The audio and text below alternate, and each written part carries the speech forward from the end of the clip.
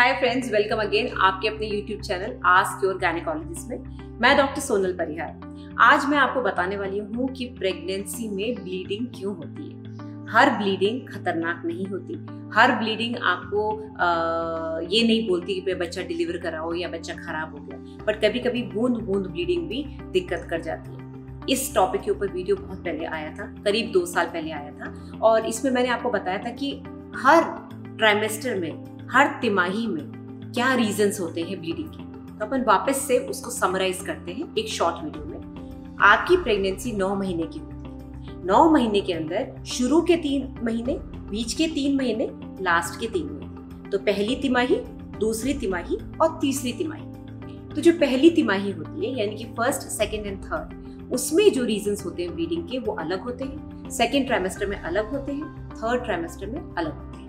Pregnancy को establish करना और प्रेगनेंसी को 9 महीने तक खींचना, 3 चीजें बहुत जरूरी होती हैं। एक तो होता है आंवल से जो हार्मोन्स निकलते हैं, हार्मोनल सपोर्ट। दूसरा होता है जो आपका बच्चेदानी जो यूट्रस है, जिसको कि हम बोल सकते हैं पैसेज होता है ना, जहाँ पर पैसेंजर है। एक बार मैंने बहुत पहले बताया था, बच्चा पैसेंजर है और पैसेज आपका जो है वो यूट्रस है। तो ये जो यूट्रस है, इसकी शेप बहुत जरूरी है कि सही हो, और इसके अंदर जो एनवायरनमेंट है जो बच्चे को मिल रहा है न्यूट्रिशन के लिए, वो सही हो। और तीसरा होता है बच्चा नॉर्मल होना चाहिए, हेल्दी होना चाहिए, बच्चे के अंदर कोई एबनॉर्मेलिटी नहीं होनी चाहिए। ओके, तो यही 3 चीजें होती है जो बार बार दिक्कत देती है। तो सबसे पहले आते हैं फर्स्ट ट्राइमेस्टर। फर्स्ट ट्राइमेस्टर में सबसे पहली जो ब्लीडिंग होती है वो है इम्प्लांटेशन ब्लीडिंग, यानी कि फर्टिलाइजेशन के 4-5 दिन बाद जब बच्चा ट्यूब से निकल के बच्चेदानी के अंदर आता है और बच्चेदानी की दीवार के अंदर उसको इम्प्लांट करना होता है अपने आप को स्प्रेड करने के लिए, उसको बोलते हैं इम्प्लांटेशन ब्लीडिंग। ये बड़ी नॉर्मल सी ब्लीडिंग होती है, बूंद बांद होती है, ज्यादा कुछ नहीं होता है। और क्योंकि ये नॉर्मल ब्लीडिंग है तो खतरा भी नहीं होता है, क्योंकि अभी इम्प्लांटेशन हो रहा है, वो जस्ट अभी यूट्रस के अंदर जा रहा है, जिसमें कि 4 हफ्ते बाद हार्ट बीट आनी शुरू होगी। ओके, तो ये इम्प्लांटेशन ब्लीडिंग होती है। इस समय डॉक्टर बिना सोनोग्राफी के मतलब सोनोग्राफी करके भी आपको नहीं बता सकते कि क्या चल रहा है, क्योंकि वो बच्चा दिखेगा ही नहीं। सिर्फ आपकी प्रेगनेंसी टेस्ट पॉजिटिव आ सकता है, वो भी कई बार नहीं आता, क्योंकि ओवुलेशन के बाद अगर फर्टिलाइजेशन हुआ है, उसके 4-5 दिन के अंदर इम्प्लांटेशन हो रहा है, तो ये समझ लीजिए आपका पीरियड मिस होने से पहले ही हल्की सी ब्लीडिंग हो जाएगी। आपको समझ में नहीं आएगा, आप डॉक्टर के पास जाएंगे तो डॉक्टर बोलेंगे वेट कर लेते हैं, क्या पता आपको प्रेगनेंसी हो जाए। तो इस समय कोई भी टेस्ट काम नहीं आएगा, just wait and watch. Second type की ब्लीडिंग जो होती है वो है एक्टोपिक प्रेगनेंसी। एक्टोपिक प्रेगनेंसी पे मेरे 2 वीडियो आ चुके हैं, आप लोगों ने बहुत लाइक किया है, थैंक यू वेरी मच। ये एक इमरजेंसी, बच्चा बच्चेदानी के अंदर ना होकर ट्यूब में ही रुक गया, ट्यूब में फर्टिलाइजेशन हुआ और वहीं पर बच्चा इम्प्लांट हो गया, या फिर ट्यूब से गिर के ओवरी में चला गया या पेट में कहीं चला गया, बच्चेदानी के अंदर नहीं आया, यानी कि गलत जगह चला गया। एक्टोपिक प्रेगनेंसी वो जबरदस्त ब्लीडिंग करा सकती है, जबरदस्त पेन करा सकती है, कभी कभी बूंद बांद ब्लीडिंग होती है, थोड़ा सा पेन होता है, चक्कर आता है, ऑपरेशन डॉक्टर के पास आते हैं और डॉक्टर बताते हैं कि एक्टोपिक प्रेगनेंसी है। इसका इलाज सिर्फ सर्जरी है, और अगर सर्जरी से बचना चाहते हैं, डॉक्टर को लगता है कि आप स्टेबल है, आपको जान का खतरा नहीं है, तो कभी कभी मेडिसिन यानी कि मिथोट्रेक्सेट इंजेक्शन दिया जा सकता है। तीसरा जो कॉज होता है, बच्चेदानी पे आते हैं, बच्चेदानी की शेप में गड़बड़, यानी कि या तो उसके अंदर फाइब्रॉइड है, रसौली है जिसने शेप गड़बड़ करी हुई है, या फिर बच्चेदानी एबनॉर्मल है, बाइकॉर्नियट यूट्रस है, सेप्टेट यूट्रस है, यूनिकॉर्नियट यूट्रस है। इन सब पे वीडियो आ चुका है, यूट्राइन एनोमलीज पे। तो जब पैसेज खराब होगा तो बच्चा पनपना मुश्किल है। फिर आते हैं बच्चे के अंदर क्रोमोसोमल प्रॉब्लम होना, यानी कि बच्चे की जेनेटिक जो कैरेक्टर्स हैं अगर वो गड़बड़ है, या फिर जैसे डाउन सिंड्रोम है, 21 ट्राइसोमी हो गया, पटाउस सिंड्रोम है, कोई भी क्रोमोसोमल एबनॉर्मलिटी, ट्रिप्लॉइडी, ये नेचर कोशिश करता है कि ऐसे बच्चे को खुद ही निकाले। तो ऐसे केसेस में फर्स्ट ट्राइमेस्टर शुरू के 3 मंथ्स में ही ये बच्चा खत्म हो जाता है, या ब्लीडिंग करके बच्चेदानी उसको बाहर निकाल देती है। अब आते हैं सेकेंड ट्राइमेस्टर, यानी कि चौथे, 5वें और 6ठे महीने में ब्लीडिंग क्यों होती है। जो सारे फैक्टर्स मैंने आपको अभी बताए थे, हार्मोनल प्रॉब्लम, यानी कि बच्चे को ठीक से हार्मोन्स नहीं मिल रहे, आंवल हार्मोन नहीं दे रही है, या फिर बच्चा एबनॉर्मल है, या फिर यूट्रस के अंदर फाइब्रॉइड है, यूट्रस एबनॉर्मल है, ये सारे फैक्टर्स यहाँ भी काम आएंगे। यहाँ पर जनरली एक्टोपिक प्रेगनेंसी, जनरली क्या, कभी भी एक्टोपिक प्रेगनेंसी सेकेंड ट्राइमेस्टर तक नहीं जाती, क्योंकि एक्टोपिक जहाँ भी होगा, स्पेशली ट्यूब में, ओवरी में, वो 2-2.5 महीने से ज्यादा सस्टेन नहीं कर पाता, वो फट जाता है। और तीसरे महीने से पहले ही पेशेंट को पता चल जाता है कि उसको एक्टोपिक है, उसको सिम्टम्स आ जाते हैं, वो डॉक्टर के पास चली जाती है। यहाँ पर जो यूनिक कारण होते हैं सेकेंड ट्राइमेस्टर में, वो एक तो होता है प्लासेंटा प्रीविया, यानी कि आवल जो है, जो बच्चेदानी के अंदर जो आवल जो नॉर्मली ऊपर की तरफ होती है वो नीचे आ जाती है।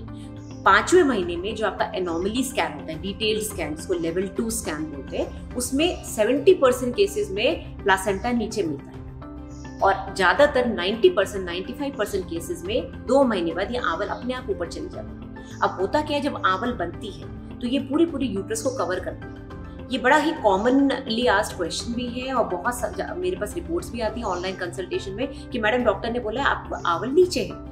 3रे महीने में जब बच्चा जस्ट 4थे महीने में आ रहा है तो उस समय पूरी जो यूट्रस है उसके अंदर आवल कवर्ड होती है, यहाँ तक कि नीचे बच्चेदानी का मुंह, सर्विक्स भी कवर्ड होता है, ऑस भी कवर्ड होता है। उस समय प्लासेंटा प्रीविया नहीं बोल सकते। प्लासेंटा प्रीविया बोलते हैं 16वें हफ्ते के बाद, यानी कि 4था महीना जब खत्म होने लगता है तब बोलते हैं, क्योंकि तब आवल प्रॉपर शेप ले चुकी है।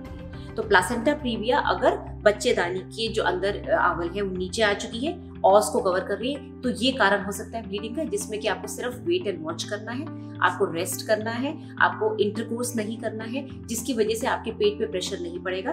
धीरे धीरे नेचर की वजह से अपने आप नेचुरली ऊपर चली जाएगी। कोई मेडिसिन नहीं होती, कोई ट्रीटमेंट नहीं होता, आप ऐसा कुछ नहीं कर सकती अपने खान पान से या आपके रहने बैठने से कि आवल अपने आप ऊपर चली जाए। ये अपने आप बच्चेदानी के साथ साथ ग्रो करते करते ऊपर जाती है। जिनमें नहीं जाती 10% केसेस में उनमें सर्जरी की जरूरत पड़ सकती है, पर सारे प्लासेंटा प्रीविया में सर्जरी की जरूरत नहीं होती, नॉर्मल डिलीवरी भी होती है। इसको हम डिटेल्ड में पढ़ चुके हैं दूसरे वीडियो में, आवल नीचे कैसे आती है।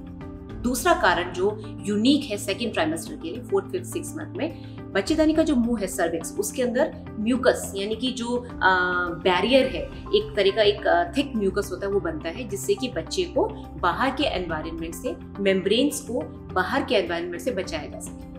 स्पेशली जब सेक्सुअल एक्टिविटी होती है तो उस समय बच्चा यूट्रस के अंदर सेफ रहे, सर्वाइकल म्यूकस उसको प्रोटेक्शन प्रोवाइड करती है। तो वो इतना थिक होता है कि कभी कभी डिसलॉज हो जाता है, कभी कभी जगह से हिल जाता है। जगह से हिलने की वजह से लोकल कैपिलरी ब्लीडिंग होती है। पेशेंट आती है डॉक्टर के पास, मैडम ब्लीडिंग हो रही है, चेक करते हैं ब्लीडिंग दिखती है, लेकिन सोनोग्राफी में कुछ नहीं दिखता है। सोनोग्राफी में कुछ नहीं दिख रहा यानी कि बच्चा सेफ है, यानी कि लोकल नीचे बच्चेदानी के मुंह से ब्लीडिंग हुई है। ठीक है। तीसरा कारण जो कि यूनिक है सेकेंड ट्राइमेस्टर एबॉर्शंस या सेकेंड ट्राइमेस्टर ब्लीडिंग के लिए, वो है सर्वाइकल इनकॉम्पिटेंस। सर्वाइकल इनकॉम्पिटेंस यानी कि बच्चेदानी का मुंह ढीला है। बच्चेदानी का जो मुंह होता है वो 3-3.5 सेंटीमीटर का होता है। यहाँ बच्चेदानी है, ये वाला जो ऑस है ये इंटरनल ऑस होता है जो कि हमेशा बंद रहता है, और ये वाला ऑस एक्सटर्नल ऑस थोड़ा सा फैल जाता है डिलीवरी के बाद। ठीक है। ये वाला जो ऑस है अगर ये खुल गया 9 मंथ से पहले, लेबर आने से पहले, तो इसको सर्वाइकल इनकॉम्पिटेंस बोलते हैं। ठीक है। स्पेशली सेकेंड ट्राइमेस्टर में जिनका ऑस ढीला होता है बिकॉज ऑफ प्रीवियस सर्जरीज, कोई सर्जरी हुई है जिसकी वजह से यहाँ डैमेज हो गया है, या फिर बच्चादानी एबनॉर्मल है, बाइकॉर्निट यूट्रस है, यूनिकॉर्निट यूट्रस है, या फिर प्रेशर बहुत ज्यादा है, ट्विन प्रेगनेंसी है, जिस वजह से खुल जाता है। अगर ये खुल गया, ऐसे केसेस में second trimester bleeding and abortion cervical incompetence की वजह से बहुत कॉमन है। इसका इलाज सिर्फ सर्जरी है, इसमें हम टाँका लगा के इसको बंद कर देते हैं। बट ऑब्वियसली अगर आप ऑलरेडी पेन करके आए हो, ब्लीडिंग करके आए हो, खुल चुका है रास्ता और अब टाँका लगाने की जगह नहीं है, तो ऐसे केसेस में कई बार अबॉर्शन हो जाता है। ऐसे केसेस में अगर प्रीवियसली आपको पता है कि आपको इनकॉम्पिटेंस है, आपके डॉक्टर आपको लिख के दे चुके हैं कि एक बच्चा खराब हो चुका है इनकॉम्पिटेंस की वजह से, तो चौथे महीने में, जैसे ही आप चौथे महीने में एंटर करेंगे, 13 हफ्ते या 14 हफ्ते में आपको ये टाँका लगवा लेना चाहिए, इससे पहले कि अनहोनी हो जाए, इससे पहले कि आप इतना लेट हो जाए कि कुछ ना किया जा सके। गाइस, सेकेंड ट्राइमेस्टर में एक बड़ा ही कॉमनली सीन ब्लीडिंग है। जैसे फर्स्ट ट्राइमेस्टर में इम्प्लांटेशन ब्लीडिंग होता है, सेकेंड ट्राइमेस्टर में एमनियोटिक सैक ब्लीडिंग होता है। जब आपका आवल बन रही होती है तो आवल की चारों तरफ की जो मेम्ब्रेन्स होती है वो धीरे धीरे बढ़ते पूरी तरह से बच्चेदानी को कवर कर लेती है। उस समय जब ये फ्यूज करती है, बच्चेदानी की दीवार के साथ चिपकती है, उस समय कुछ कैपिलरीज डैमेज हो जाती है और इसको बोलते हैं एमनियोटिक सैक ब्लीडिंग, जो कि बहुत ही कॉमनली दिखती है। 12वां हफ्ता खत्म होती है, पेशेंट आती है, मैडम थोड़ी सी ब्लीडिंग हुई, रुक गई, लेकिन समझ में नहीं आ रहा क्या हुआ। सोनोग्राफी करी, कुछ भी नहीं दिख रहा, आवल के पीछे कोई ब्लड नहीं है, बच्चा एकदम ठीक है, बच्चेदानी के मुंह के अंदर कोई कलेक्शन नहीं है ब्लड का। इसका मतलब वो amniotic sac bleeding, that is just at the junction third month खत्म होती है, जब वो 4th मंथ में एंटर करती है। अब आते हैं थर्ड ट्राइमेस्टर, यानी कि जब आप 7वें, 8वें, 9वें महीने में, तो ब्लीडिंग क्यों होती है? वेल, मोस्ट इंपॉर्टेंट रीजन इस समय या तो प्लासेंटा प्रीविया है, यानी कि आपकी आवल ऊपर नहीं गई। मैंने बताया था 90-95% केसेस में लो लाइंग प्लासेंटा अपने आप ऊपर चला जाता है। बट अगर आपको प्रीवियस कोई सर्जरी हुई है, डैमेज्ड है यूट्रस या व्हाटएवर रीजन, आवल ऊपर नहीं गई, ये ब्लीडिंग का कारण बन सकता है। और अब आपको एक्शन लेने की जरूरत है, आपके डॉक्टर को बताने की जरूरत है कि आपको क्या करना है, क्या नॉर्मल डिलीवरी होगी, प्लासेंटा प्रीविया कौन से ग्रेड का है, 1 2 3 उसके अकॉर्डिंग डिसाइड होगा। सेकेंड मोस्ट इंपॉर्टेंट ब्लीडिंग जो कि आपको संकेत देगी कि आप फौरन डॉक्टर के पास जाइए, वो है प्री टर्म लेबर, यानी कि 37 हफ्ते 37 वीक से पहले अगर आपको शो आ रहा है, आपको ब्राउन ब्लड आ रहा है या प्रॉपर ब्लीडिंग हो रही है, उसमें आपको भाग के डॉक्टर के पास जाना है, क्योंकि आपको टाइम से पहले डिलीवरी होने के चांसेस है। इसको बोलते हैं प्री टर्म लेबर। और जो ब्लड आता है उसको बोलते हैं शो, SHOW। शो बहुत नॉर्मल होता है, जब आप फुल टर्म होते हैं, आपको पेन आता है, ब्लीडिंग होती है, डॉक्टर बोलते हैं अब आपको एडमिट होना है, यानी कि डिलीवरी होने के टाइम आ गया है, बच्चेदानी का मुंह खुल रहा है, इसी वजह से ब्लीडिंग हो रही है। तो जब भी थर्ड ट्राइमेस्टर में ब्लीडिंग होगी,